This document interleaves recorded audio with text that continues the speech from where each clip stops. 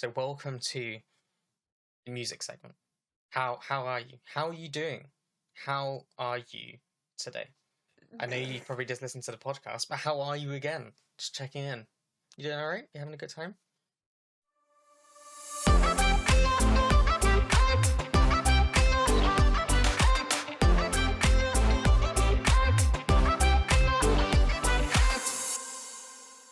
Bloom by the Paper Kites. Nice. I realised, I thought, oh, has it gone onto one of my other playlists? Because I know this song.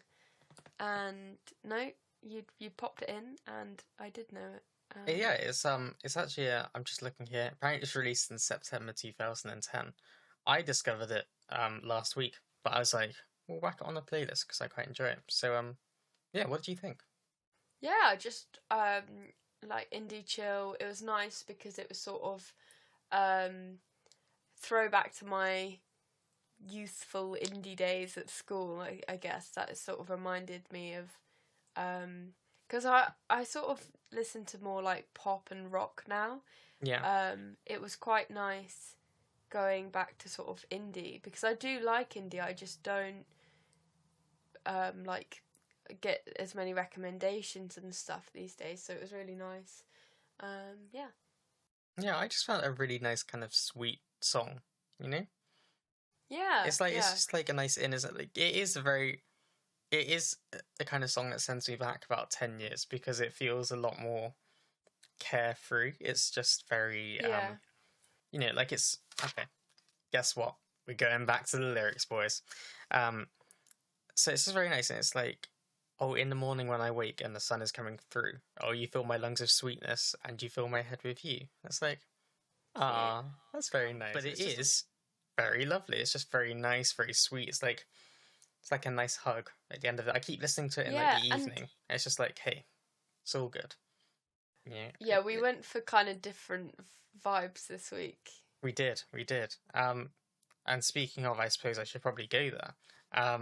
So 1933 by Frank Turner. He's my fave. Now, I'm not gonna lie to you. I saw 1933. Oh, and you were like, uh-oh, here we go. No. This isn't, don't do it. And, it shouldn't be that happy, should it? You shouldn't have a song called 1933. It's like, oh, fuck. And then it's happy.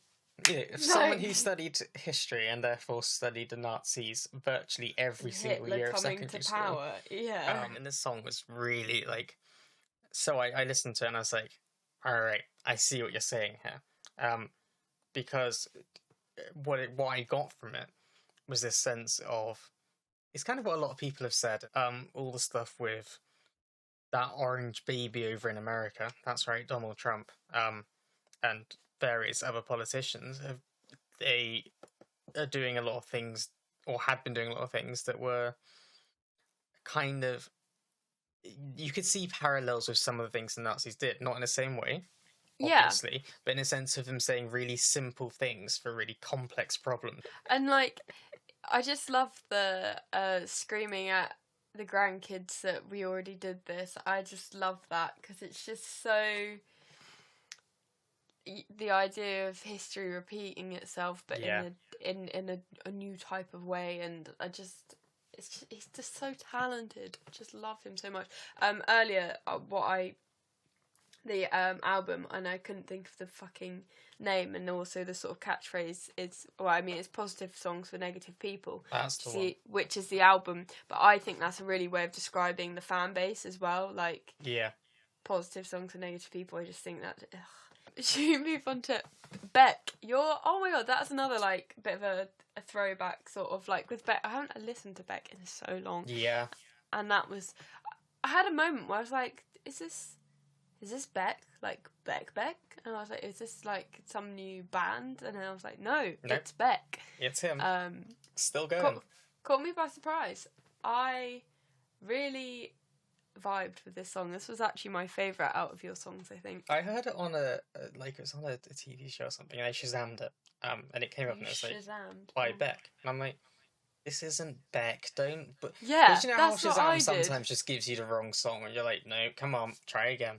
And so I did it 3-4 times, and every time it was like, yep, this is it. And I'm like, I'm gonna listen, but if you're wrong, I'm uninstalling you. And as you can tell, Shazam remains installed on my phone. Yeah, it's not.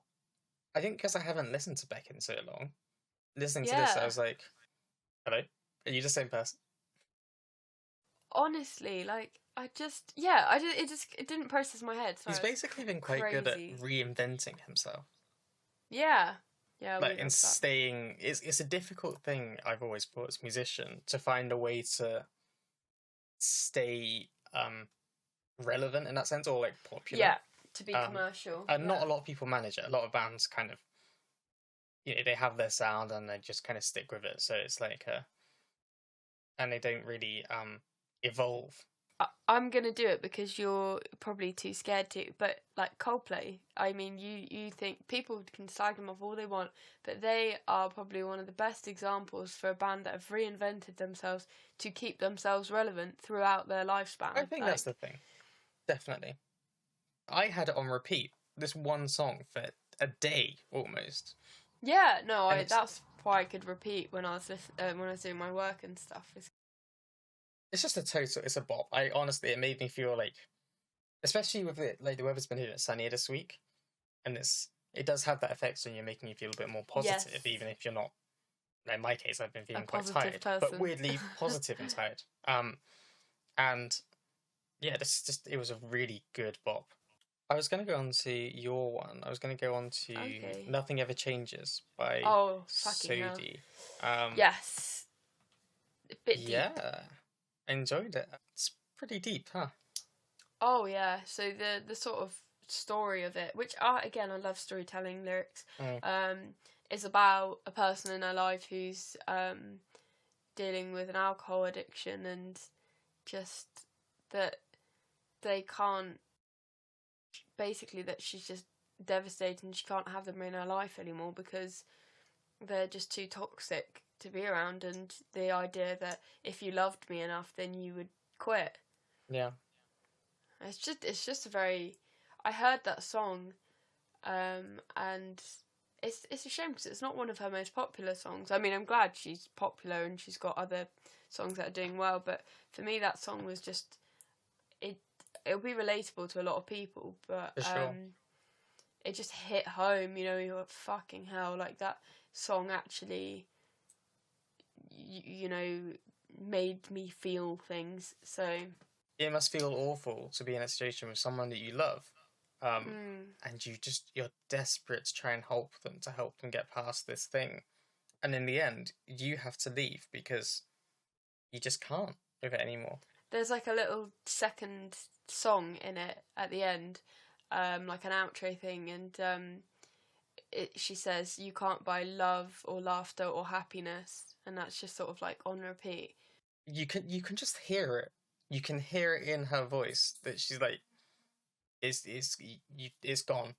Like, you can tell it's the end for her, and she's just like, look, I have to leave. You can't buy me presents to make me forget. I'm not gonna stick around anymore. I've had enough of this.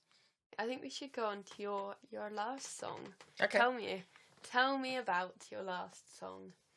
Yeah, so it is a long one. I'm just looking here, 5 minutes 18. Is it that long? It didn't feel that long. It doesn't feel like it at all.